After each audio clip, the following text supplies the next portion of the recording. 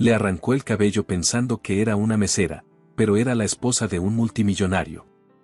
Antes de arrancar con la historia, dinos desde dónde estás viendo este video. Disfrútala. La arrastraron del cabello delante de todos. Las uñas de Montserrat se clavaron en la nuca de Blanca antes de que ella pudiera reaccionar. El primer instante fue pura desorientación. El peso del cuerpo tirando hacia atrás, el equilibrio perdido en una fracción de segundo, el frío del mármol contra la rodilla cuando cayó. Y luego el dolor. Claro. Sin ambigüedad posible. Montserrat seguía jalando. La arrastraba hacia la entrada del restaurante como si fuera un estorbo que había que sacar a la calle. Y mientras lo hacía, hablaba. Palabras que los 20 comensales que esa noche ocupaban las mesas del Alberán Palacio no olvidarían. Blanca gritó. No fue una decisión. Fue el cuerpo respondiendo antes de que el cerebro terminara de procesar lo que estaba ocurriendo. Lo que Montserrat Villalba no sabía, lo que absolutamente nadie en esa sala sabía, era que un hombre miraba cada segundo de aquella escena desde las cámaras de seguridad del restaurante. Y que ese hombre era el esposo de la mujer a la que estaba arrastrando por el suelo. En menos de 5 minutos, Montserrat Villalba comenzaría a perder absolutamente todo lo que tenía. Pero para entender lo que ocurrió esa noche en el Alberán Palacio, hay que ir al principio.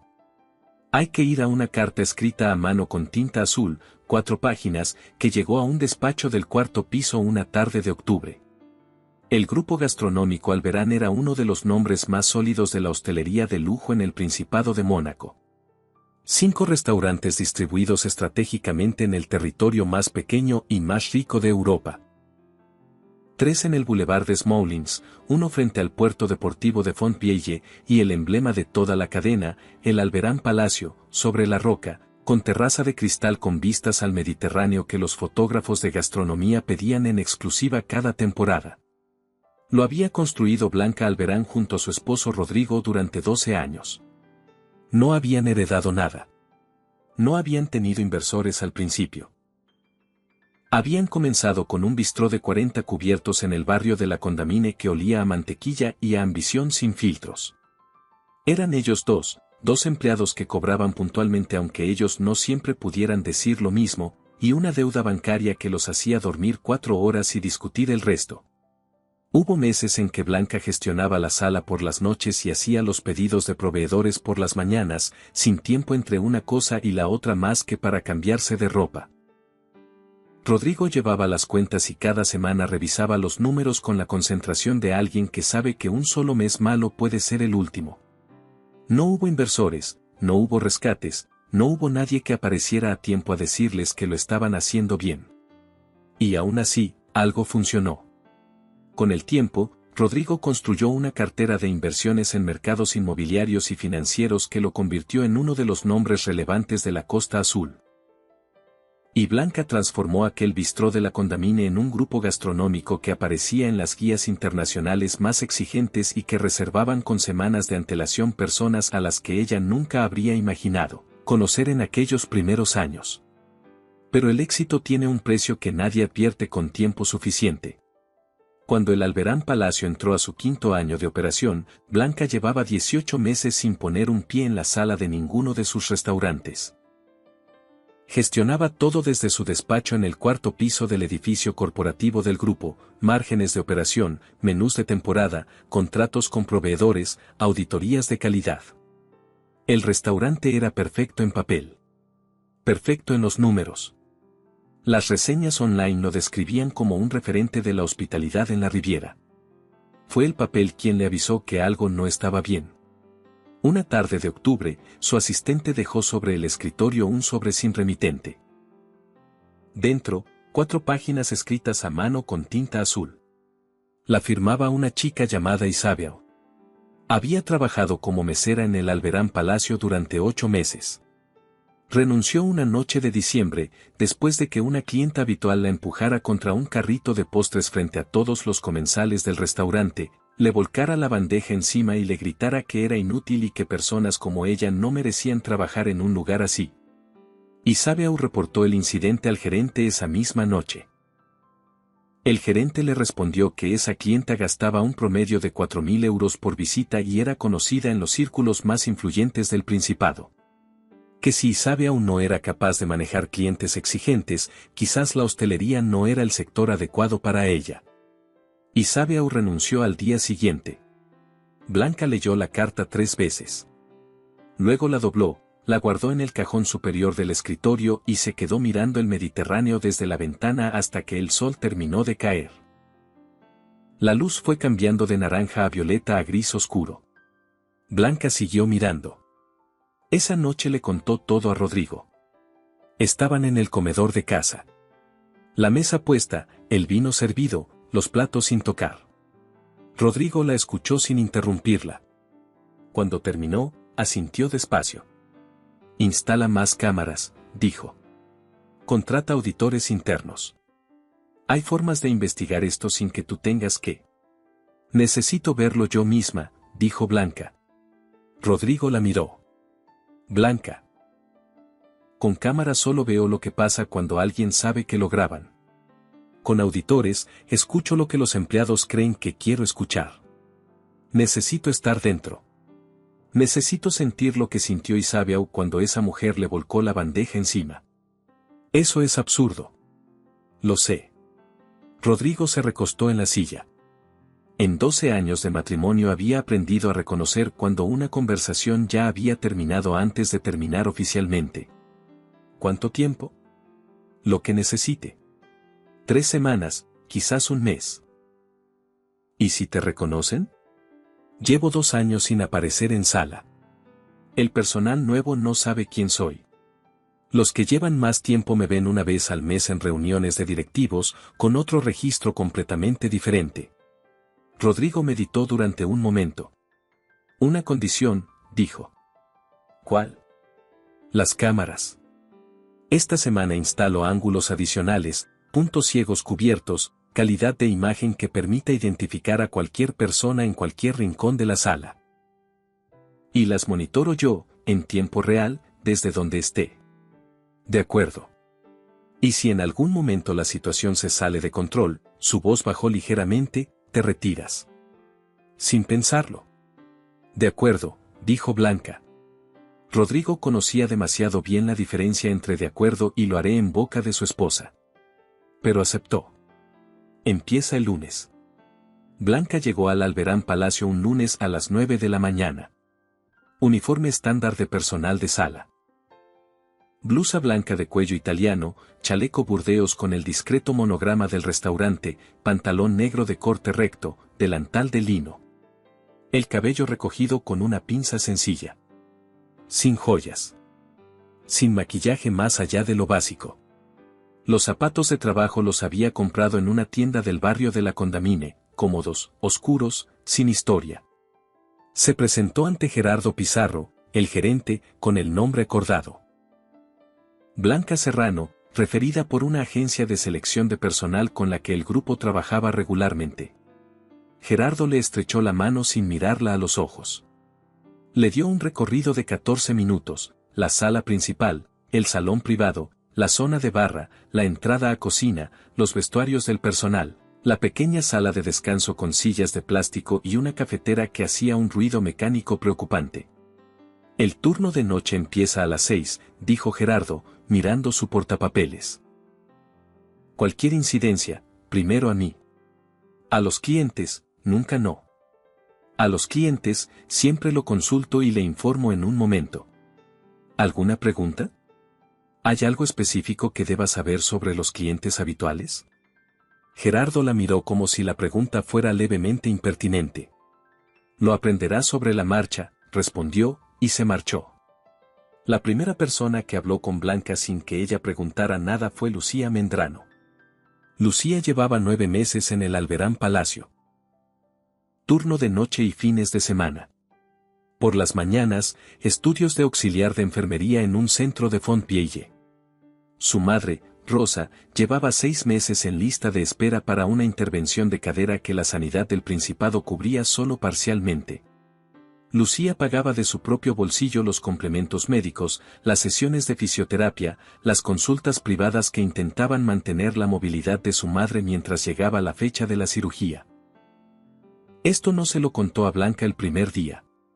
Se lo fue contando en fragmentos a lo largo de las siguientes semanas. En los 10 minutos de descanso en la despensa, compartiendo las galletas de mantequilla que Lucía guardaba siempre en el bolsillo del delantal.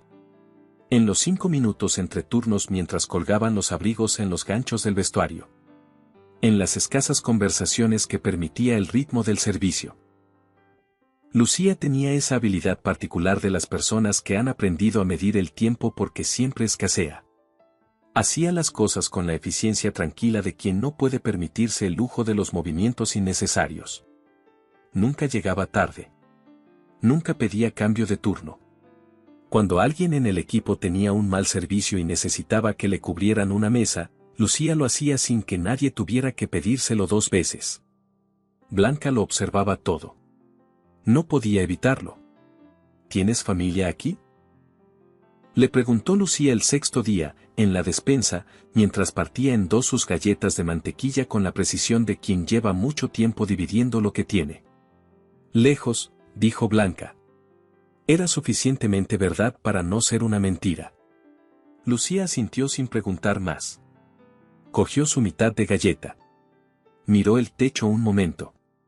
¿Por qué Mónaco?, preguntó. Porque aquí están los trabajos. Eso dice todo el mundo, dijo Lucía. Y luego se quedan. ¿Tú te quedas? Mi madre está aquí. Una pausa breve. Entonces sí. Blanca pensó en preguntar más. No lo hizo. Había algo en el modo en que Lucía cerraba ciertos temas, sin brusquedad pero con firmeza, que indicaba que existían límites que valía la pena respetar. Que no todo necesitaba ser contado para ser real. Los primeros días en la sala fueron una lección que ningún informe de gestión habría podido darle a Blanca. Aprendió que la mesa 12 tenía una pata ligeramente corta y que había que calzarla con un doble servilletero doblado o el cliente lo notaría al apoyar los codos, generando esa irritación menor que no aparece en las reseñas pero que colorea el recuerdo de la noche. Aprendió que Félix, el sommelier, llegaba siempre con exactamente 5 minutos de retraso, pero que su memoria vinícola era tan prodigiosa y su trato con las personas tan refinado que los clientes frecuentes lo pedían por nombre. Aprendió que el sistema de pedidos digitales instalado a principios de año fallaba intermitentemente con ciertas combinaciones de platos, obligando al personal a memorizar o anotar en papel. También aprendió cosas que no habrían figurado en ningún informe. Aprendió que cuando Gerardo tenía un mal día, el ambiente del turno lo acusaba de un modo específico. Nadie lo mencionaba directamente, pero había una tensión de fondo, una economía de palabras entre el personal, una eficiencia mecánica que era lo contrario de la naturalidad que el alberán intentaba proyectar. Aprendió que había clientes que pedían con un tono que no era exactamente una petición sino una declaración de superioridad disfrazada de petición. Y que el personal había desarrollado, con la pericia de quien lleva tiempo en esto, sonrisas específicas para esos momentos. Sonrisas que funcionaban como respuesta apropiada y como escudo al mismo tiempo. Al 10º día, casi la descubrieron. Blanca recogía copas sucias del salón privado cuando escuchó su nombre. Su nombre real. ¿Blanca? La voz venía de una mesa junto a la ventana. Se giró despacio. Un hombre de unos 50 años, traje de lana, copa de coñac en la mano. Lo reconoció de inmediato. Laurent Besson, proveedor de aceites de oliva de producción propia desde una finca en Provenza. 4 años de relación comercial directa, discreta y sólida. Había venido a cenar con un cliente de aspecto financiero. La miró durante un segundo demasiado largo. Blanca cogió las copas con la misma calma con que habría cogido cualquier otra cosa. Me temo que se confunde, señor, dijo en voz baja, pasando a su lado sin detenerse. Buenas noches. Laurent abrió la boca. La cerró. Desvió la vista hacia su cliente y retomó la conversación. Esa noche, en casa, Blanca le contó el incidente a Rodrigo. Mañana te retiras, dijo él, sin apartar los ojos de las pantallas donde revisaba los registros de las cámaras. Todavía no. Blanca. Laurent Besson habla con medio sector gastronómico de la Costa Azul. Laurent es discreto. Lleva 4 años suministrándonos aceite sin haber comentado jamás los detalles de nuestra relación comercial. Eso no es casualidad. O simplemente no ha encontrado todavía a la persona a quien valga la pena contárselo. Blanca lo miró. Una semana más, dijo. Rodrigo sostuvo su mirada durante un momento. Una semana, concedió. Y si hay otro incidente así, sin discusión. Esa semana fue la que lo cambió todo. El sábado llegó como todos los sábados del Alberán Palacio. A plena capacidad, mesas reservadas con semanas de antelación, el tipo de noche en que el maitre coordina la entrada de reservas con la cadencia del servicio como si dirigiera una partitura. Blanca llevaba la zona central, mesas del 7 al 14. La noche iba bien. La mesa 9, un matrimonio de Ginebra que celebraba algo con champán y sin prisa. La mesa 11, un grupo de ejecutivos que hablaban en 4 idiomas y pedían el menú de degustación sin preguntar el precio. La mesa 13, una mujer sola que leía mientras esperaba a alguien que claramente llegaba tarde. La voz de Montserrat Villalba se escuchó antes de que nadie la viera entrar. ¿Cuánto tiempo tengo que esperar de pie antes de que alguien se digne a recibirme? Esa voz tenía un volumen calculado, suficientemente alto para que lo escucharan las mesas más cercanas, preciso para producir incomodidad sin cruzar el límite del escándalo abierto. Blanca se giró. En la entrada, junto al podio del maitre, había una mujer.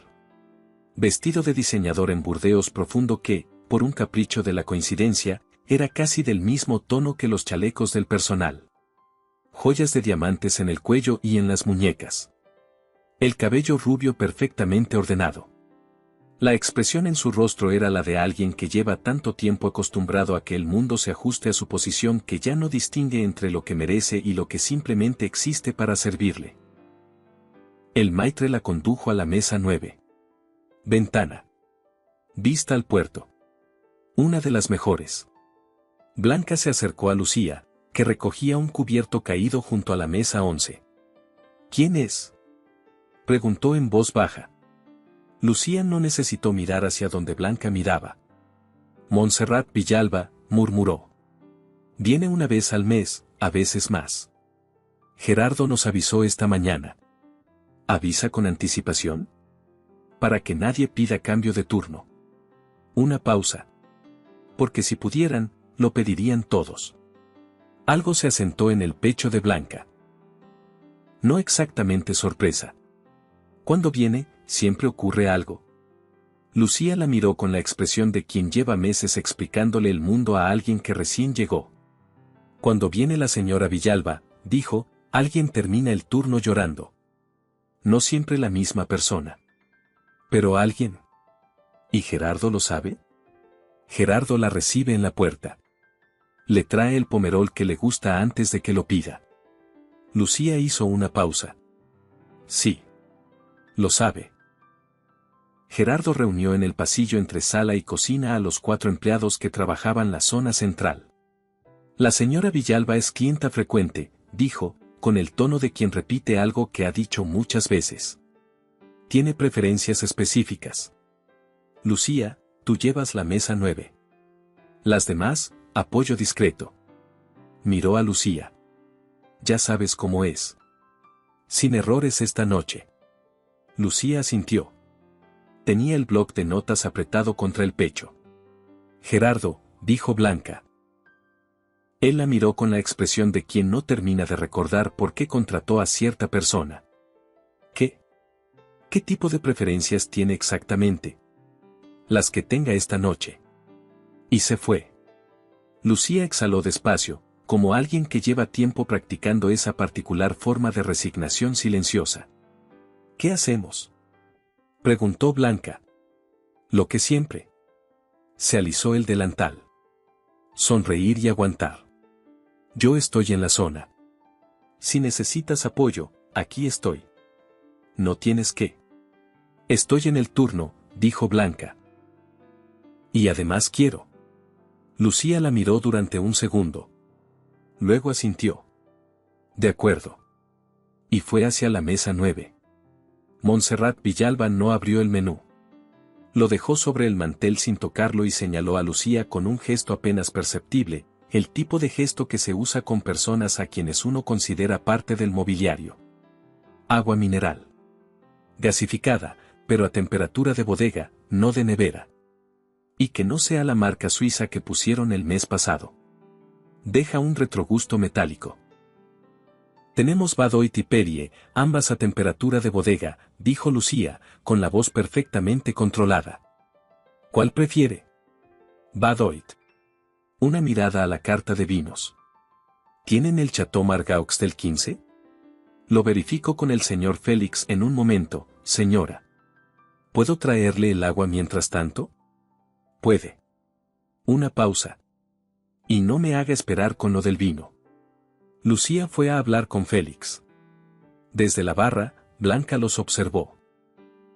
Félix consultando en su tablet, moviendo la cabeza despacio, buscando alternativas mientras explicaba algo que Lucía escuchaba con la concentración de quien recibe una instrucción importante. Lucía regresó a la mesa 9. Señora, el Chateau Margaux del 2015 se agotó el mes pasado. Tenemos existencias del 2014 y del 2016, ambos excepcionalmente valorados. El señor Félix estaría encantado de... El 14 está sobreestimado desde que lo incluyó aquella guía inglesa, dijo Montserrat, tamborileando dos dedos sobre el mantel, y el 16 no ha terminado de abrirse. ¿Qué más tienen del mismo productor? Lucía fue a buscar a Félix. Félix vino con la carta completa.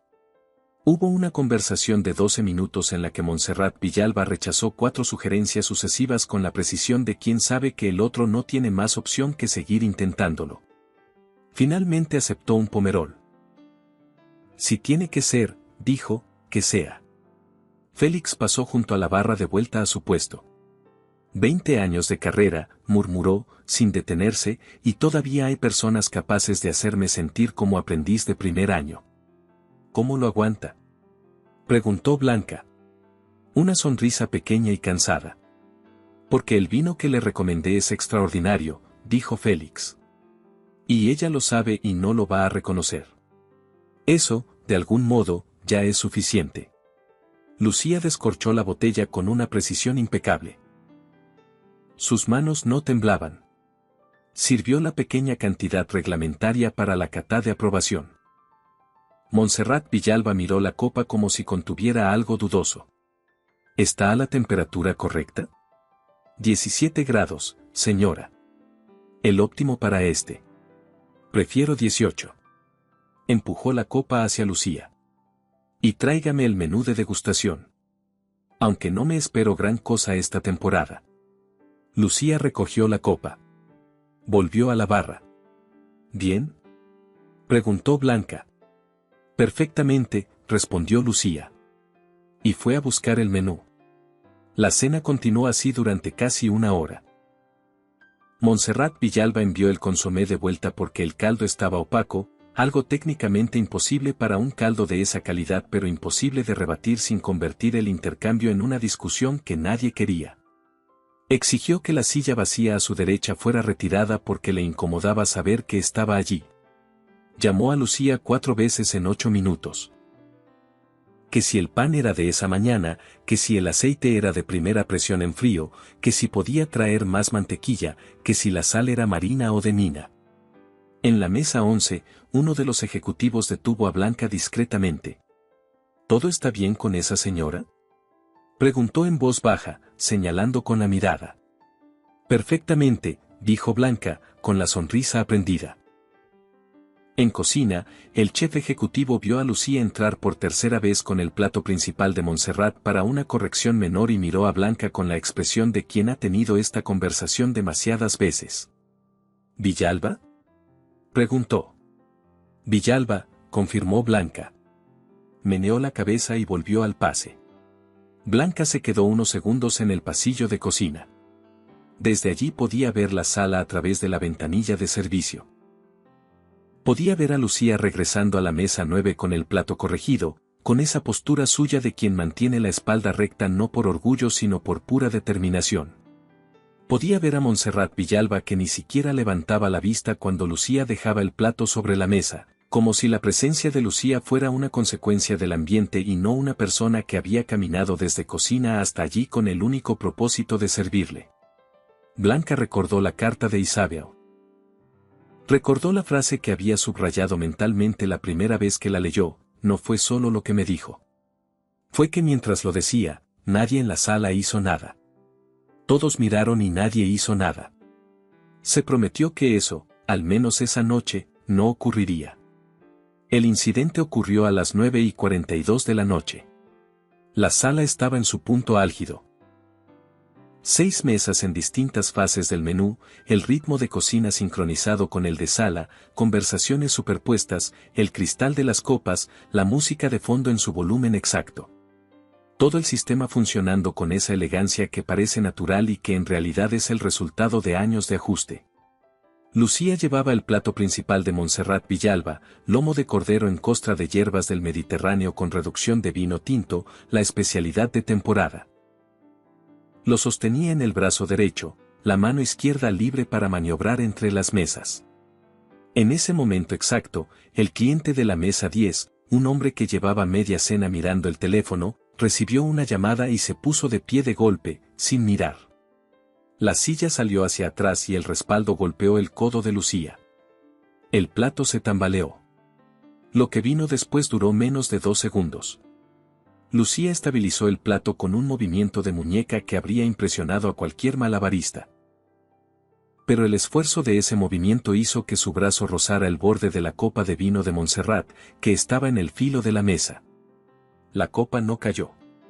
2 dedos de pomerol oscilaron dentro. Y unas gotas, una cucharadita, quizás menos, salpicaron el borde del mantel. Y el filo del vestido de diseñador de Montserrat Villalba. El tiempo pareció detenerse. Montserrat bajó la vista. Miró las gotas. 3 segundos completos de silencio en que lo único que ocurrió fue que ella contempló aquellas manchas diminutas en su vestido. Y entonces gritó. ¿Qué es esto?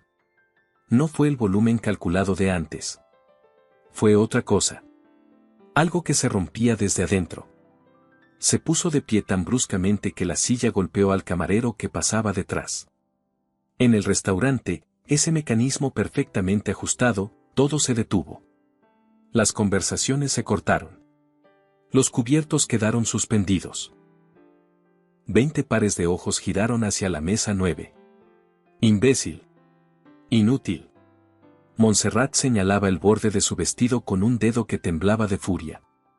Mira lo que has hecho. ¿Sabes cuánto cuesta este vestido? ¿Lo sabes?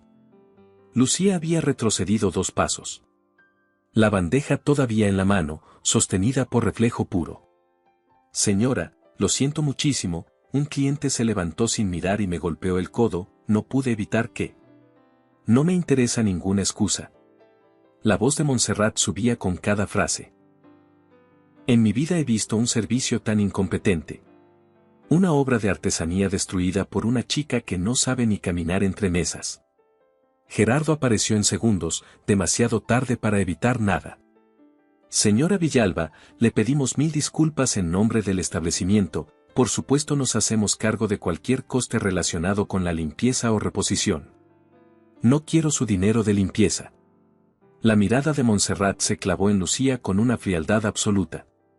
Quiero que la despidan. Esta noche. Ahora mismo. No quiero volver a ver a esta persona aquí. Lucía no se movió. No retrocedió. No bajó la vista. No hizo ninguno de los gestos que habrían resultado comprensibles en esa circunstancia.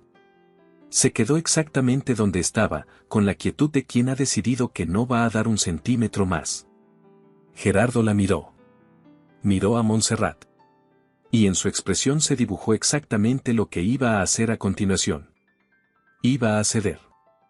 Iba a pedirle a Lucía que se retirara. Iba a elegir los 4.000 euros mensuales de Montserrat Villalba por encima de la persona que acababa de hacer todo lo posible para que el plato no cayera al suelo.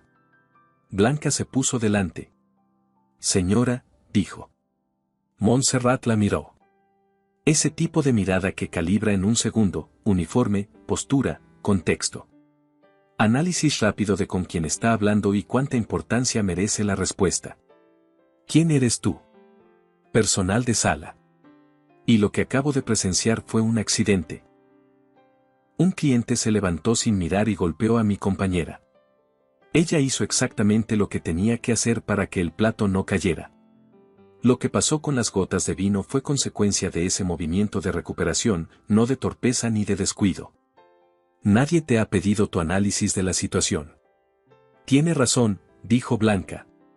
Pero lo que sí le pido es que no exija el despido de una empleada que hizo su trabajo con corrección y que se encontró con una circunstancia completamente fuera de su control. Montserrat Villalba la miró durante un segundo largo. Luego miró a Gerardo con la expresión de quien pregunta, sin palabras, si eso va a permitirse. Gerardo abrió la boca. La señorita Serrano es nueva, empezó. No está del todo familiarizada con... Esta señorita nueva, dijo Montserrat, y su voz bajó varios grados de temperatura, acaba de cometer el error más costoso de su corta carrera. Se acercó a Blanca. Un paso. Luego otro. Escúchame bien. Dijo en voz baja, con esa precisión de quien sabe que el susurro hiere más que el grito. Tú no eres nadie aquí. Eres una chica en uniforme que sirve mesas porque esta fue la única opción que encontró. Si crees que tu trabajo consiste en defender a tus iguales cuando cometen errores frente a clientes que pagan lo que tú no ganarías en meses, te equivocas de establecimiento y de profesión. Tu trabajo es sonreír, callar y agradecer que personas como yo consideren que lugares como este merecen nuestra presencia. La sala estaba en silencio. No el silencio de antes. Algo diferente. El tipo de silencio que se produce cuando 20 personas que fingían no estar escuchando deciden dejar de fingir. Blanca no apartó la mirada. Con todo el respeto, dijo, lo que acaba de decir no es cierto. El valor de una persona no lo determina el uniforme que lleva ni el salario que cobra. Algo cruzó el rostro de Montserrat. No exactamente ira todavía. Algo anterior, la sorpresa genuina de quien no está acostumbrado a que le lleven la contraria en público. ¿Cómo has dicho? He dicho que eso no es cierto, repitió Blanca. Y creo que usted lo sabe. Un segundo. 2. Y Montserrat Villalba extendió la mano y agarró a Blanca del cabello. El tirón fue brusco e inmediato. El equilibrio de Blanca se perdió en una fracción de segundo. La rodilla golpeó el mármol. Y Montserrat comenzó a jalarla hacia la entrada del restaurante sin soltar, con la fuerza concentrada y furiosa de quien ha perdido el control de un modo que ya no reconoce. Esto es lo que pasa, decía, con una voz que sonaba casi tranquila en su ferocidad, cuando la gente no entiende cuál es su lugar. Blanca gritó. Escuchó voces en la sala, movimiento, alguien que decía algo en francés, otro que pedía que alguien hiciera algo. Lucía dijo su nombre con una voz que sonaba a punto de quebrarse. El mármol le lastimó la palma de la mano derecha cuando intentó frenarse. Y entonces las puertas del restaurante se abrieron. No desde afuera. Desde adentro. Alguien entró con tanta determinación que las puertas se dieron antes de que pudiera empujarlas del todo. Suéltela. La voz de Rodrigo Alberán llegó al centro de la sala con la claridad y el peso de algo inapelable. No era la voz de los comensales ni la de las reuniones de inversión. Era otra voz. Fría y absoluta como el granito bajo el agua.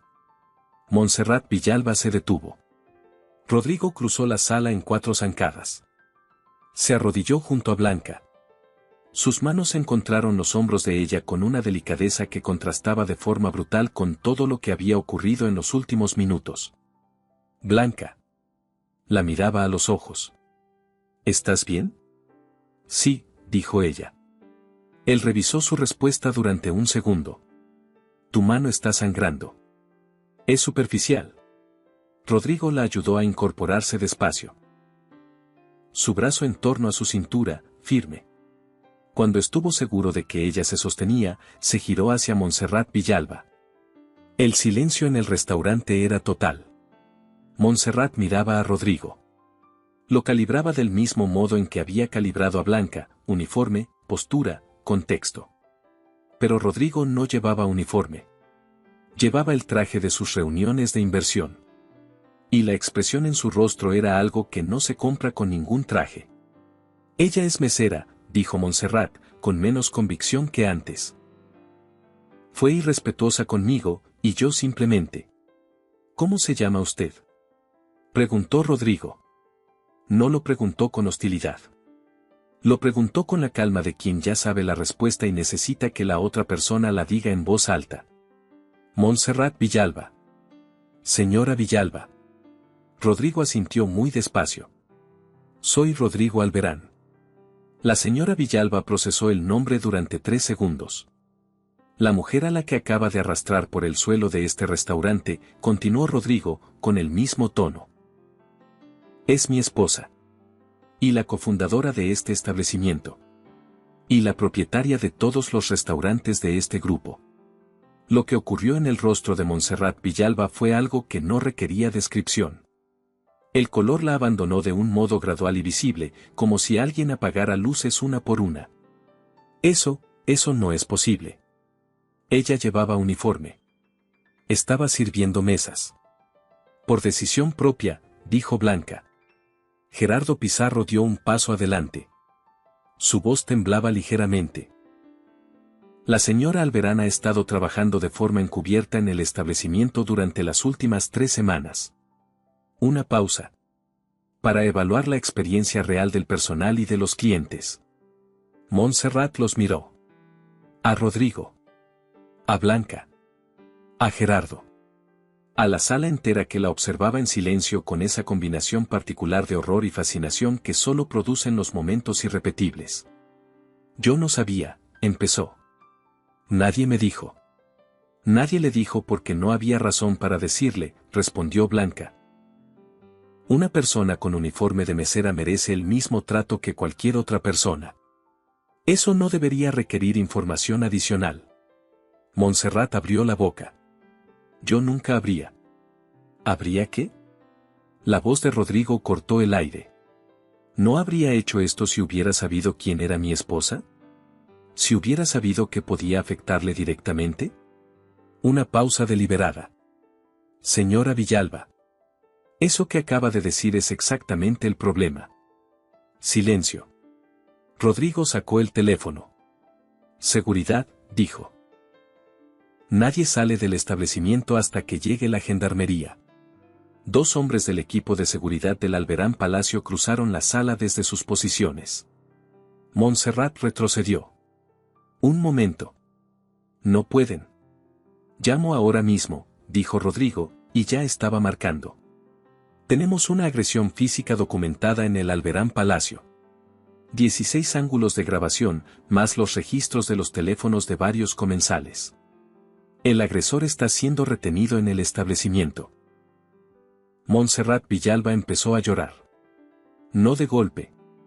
Fue un llanto que llegó despacio, de la misma forma en que llega la comprensión de las cosas irreversibles. «Por favor», dijo. «Por favor, tengo hijos. Tengo familia».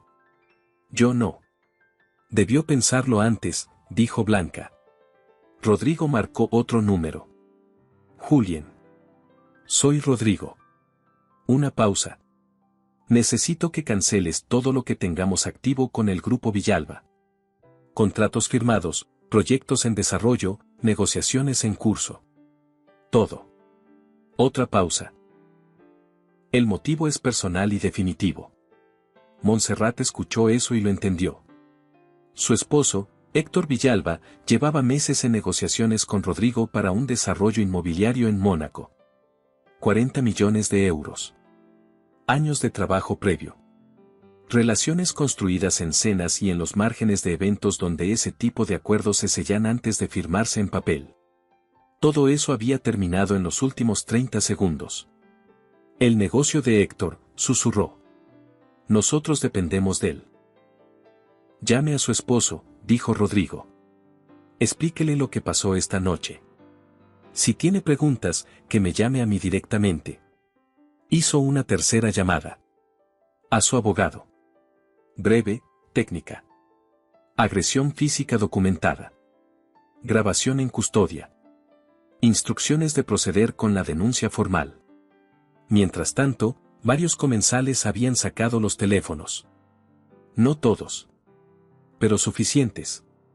Montserrat los vio. Los teléfonos apuntando hacia ella. Lo procesó.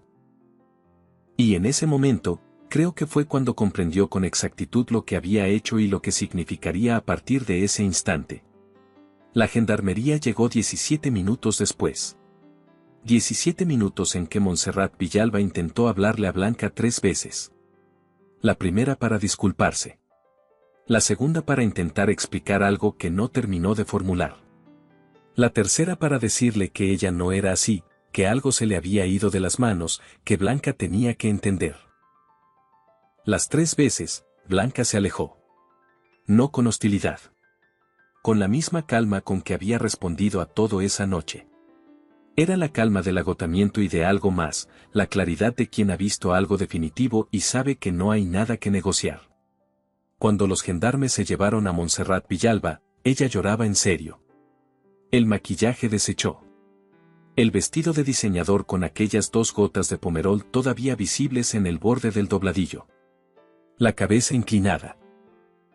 Blanca se quedó junto a la barra. Su mano derecha, que un enfermero del servicio del restaurante había limpiado y vendado, latía con un dolor sordo. Rodrigo se colocó a su lado. ¿Cómo estás?, preguntó en voz baja. Todavía procesándolo. ¿Viste todo?, preguntó ella. Desde el momento en que llegó. Una pausa. Cuando te agarró del cabello ya estaba bajando las escaleras. ¿Cuánto tardaste? 4 minutos y 20 segundos desde que salí de la oficina hasta que entré por esa puerta. Su voz no cambió de tono. Los 4 minutos más largos de mi vida. Blanca le apoyó la cabeza en el hombro durante un segundo. Solo uno. Luego se giró hacia donde estaba Lucía, inmóvil junto a la barra, el bloc de notas todavía en la mano apretado hasta que los nudillos estaban blancos.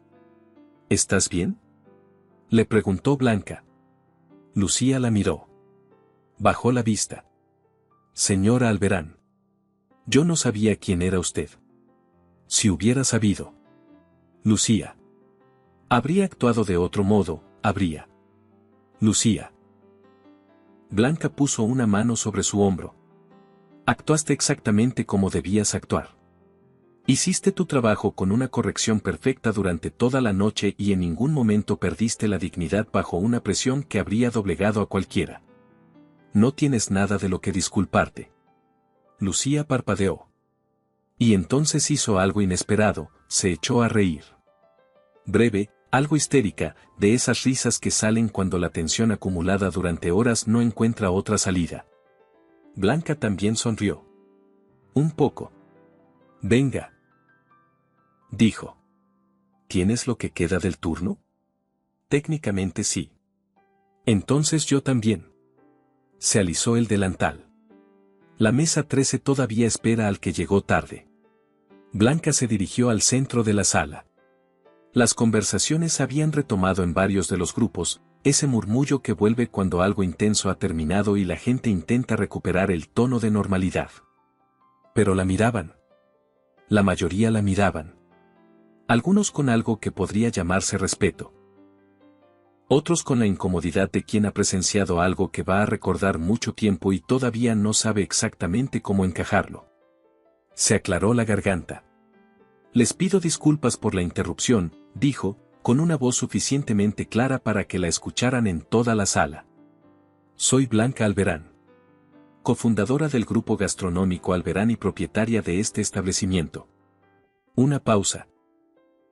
He estado trabajando en este restaurante durante 3 semanas, como personal de sala, de forma encubierta, porque recibí información sobre el trato que algunos clientes dispensan a nuestro personal y quería comprobarlo en primera persona. Otra pausa. Esta noche vi cosas que no quería ver. Y vi también a una persona, señaló a Lucía sin apartar la vista de la sala, hacer su trabajo con una dignidad que no voy a olvidar. Silencio. Lo que han presenciado esta noche no representa lo que el Alberán Palacio es ni lo que queremos que sea. Nuestro personal merece trabajar sin ser humillado.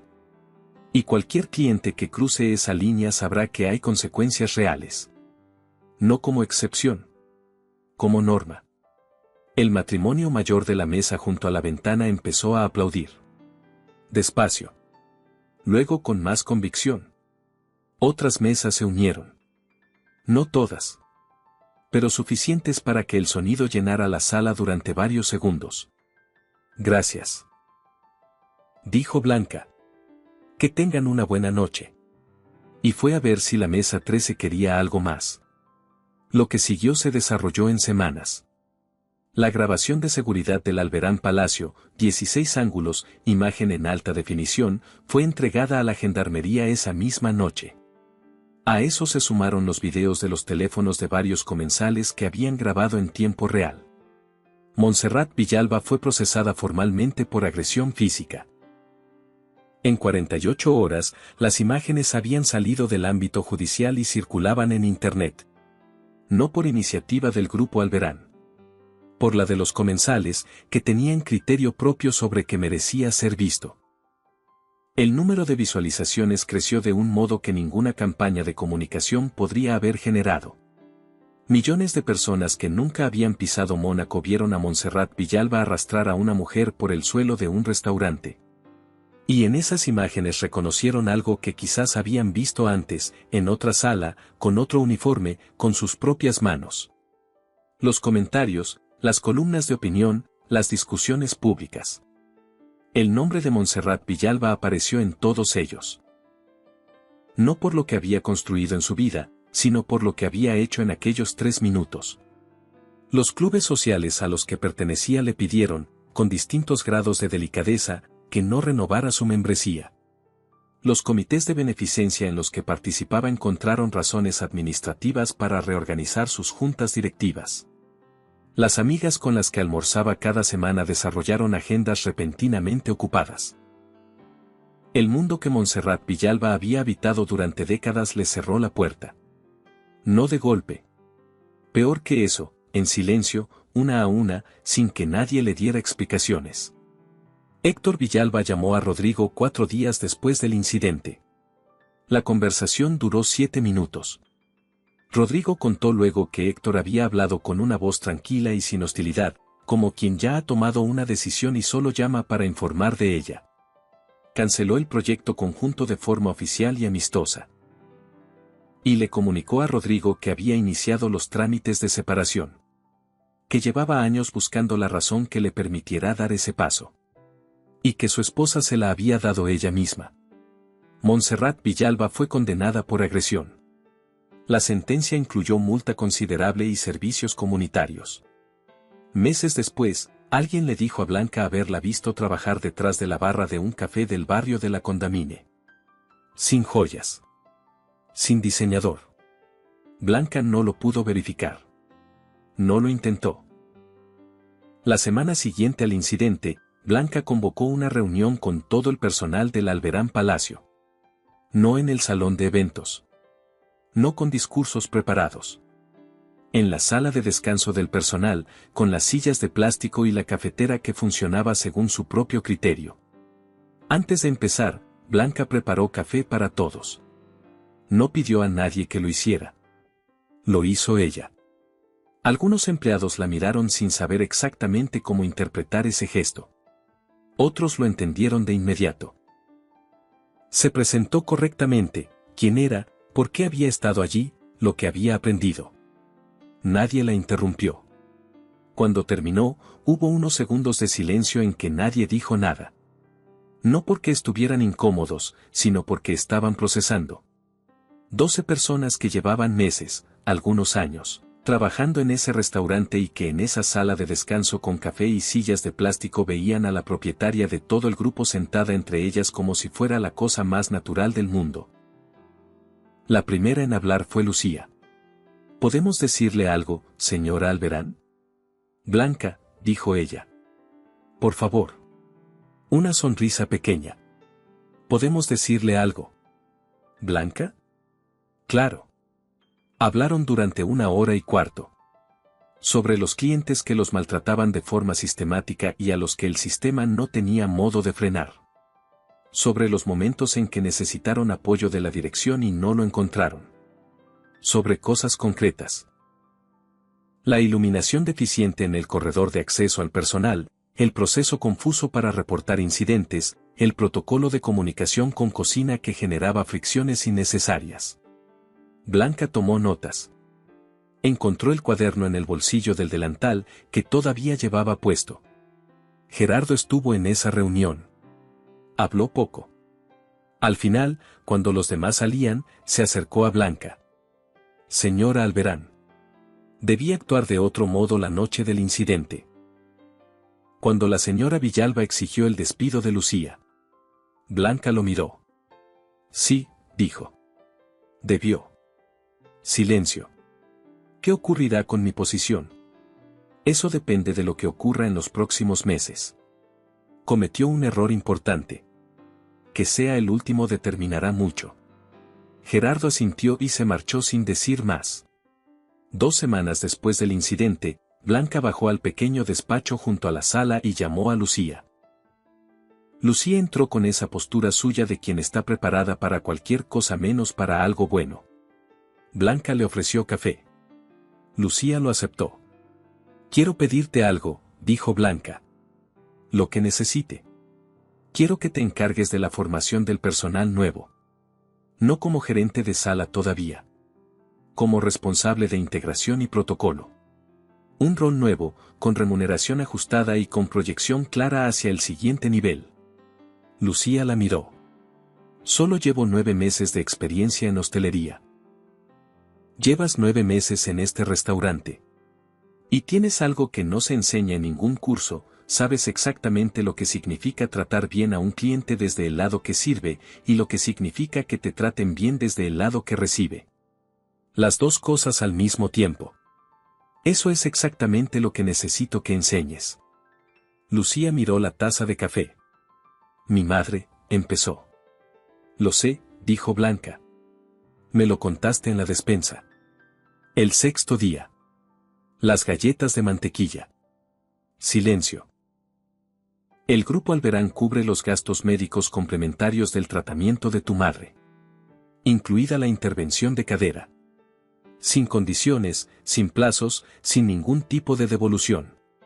Una pausa. No es caridad. Es lo mínimo que puede hacerse por alguien que mantuvo la dignidad en condiciones en que habría resultado perfectamente comprensible perderla. Lucía dejó la taza sobre la mesa muy despacio. No dijo nada durante varios segundos. Gracias, dijo finalmente. En voz tan baja que apenas llegó. No me las des todavía, respondió Blanca. El manual de formación que tendrás que redactar tiene 60 páginas mínimo. Y la primera versión la necesito en 3 semanas. Lucía se echó a reír. Esa risa suya, breve y honesta, de quien ríe porque sí y no porque haya algo que lo justifique. De acuerdo, dijo. Esa noche, Rodrigo y Blanca cenaron en casa. Sin restaurante. Sin sala orquestada. La cocina de su casa, 2 platos de pasta y el vino que quedaba de la semana anterior. ¿Encontraste lo que buscabas? Preguntó Rodrigo. Blanca pensó antes de responder. Encontré más de lo que buscaba, dijo. Y también cosas que no quería encontrar. ¿Cómo cuáles? Que me había convertido en alguien que gestionaba 5 restaurantes sin saber lo que realmente ocurría dentro de ellos. Que había delegado no solo la operación, sino el criterio. El juicio sobre qué es aceptable y qué no.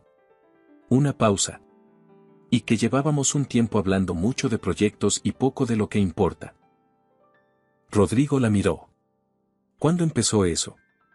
No lo sé exactamente. Eso es lo preocupante. Silencio. El tipo de silencio que existe entre personas que llevan suficiente tiempo juntas como para no necesitar llenarlo. ¿Sabes qué vi esa noche en las cámaras?, preguntó Rodrigo, antes de bajar. ¿Qué? Vi a una persona que intervenía cuando podría no haberlo hecho.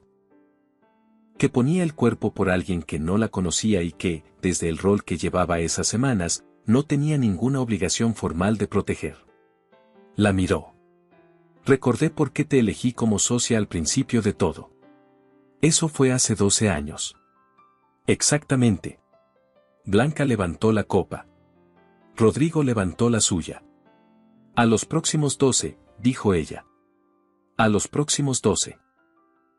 Hay algo que ocurrió en esas semanas en el Alberán Palacio que no figura en ningún informe de gestión y que es, sin embargo, lo más importante que aquella experiencia dejó. El poder no protege de ver claramente. A veces, todo lo contrario. Cuando se está en el lado que no tiene poder, cuando se es la persona con el delantal y el bloc de notas y la sonrisa que hay que sostener durante 6 horas seguidas, se ven cosas que desde arriba son invisibles. Se ve quién realmente sostiene el peso de cada jornada. Se ve la diferencia entre los lugares que funcionan porque hay personas que se cuidan entre sí, y los que solo funcionan porque nadie ha tenido todavía el valor de decir basta. Y se ve a las personas. No los roles. Las personas. Lucía, que guardaba galletas de mantequilla en el bolsillo del delantal para compartirlas en el único descanso de la noche y que trabajaba doble jornada para pagar la operación de una madre que nunca se quejaba. Félix, que llegaba 5 minutos tarde cada noche pero cuyo trato con los clientes era tan extraordinario que lo pedían por nombre desde hacía años. El chef ejecutivo, que rehacía platos con la misma exigencia la 4ª vez que en la primera, porque su nombre estaba en esos platos aunque nadie en la sala lo supiera. Montserrat Villalba pensó que nadie importante la miraba esa noche. En ese error estuvo todo. El respeto no debería funcionar como moneda que se entrega cuando el otro puede devolverla. Debería ser el punto de partida, no la recompensa.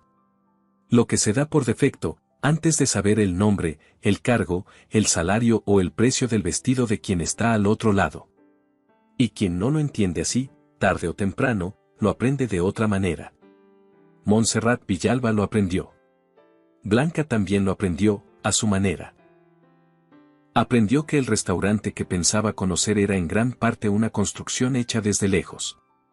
Y que la realidad, la que importaba, estaba en la sala, en la cocina, en los 10 minutos de descanso con 2 galletas de mantequilla en una despensa que olía a pan reciente. Ahora baja con más frecuencia. No para vigilar. Para estar. Y si alguna vez, en cualquiera de sus restaurantes, alguien trata a uno de sus empleados del modo en que Montserrat Villalba trató a Lucía aquella noche, lo sabrá en el momento exacto en que ella decida que ya es suficiente. Porque ahora sabe exactamente cómo se siente desde el otro lado. Y no lo va a olvidar. ¿Qué opinas sobre esta historia? ¿Crees que hay situaciones en las que el respeto solo aparece cuando alguien descubre quién eres realmente, y no simplemente porque seas una persona que lo merece? Déjame tu opinión en los comentarios. Si esta historia te llegó, no olvides darle me gusta y suscribirte para más historias como esta.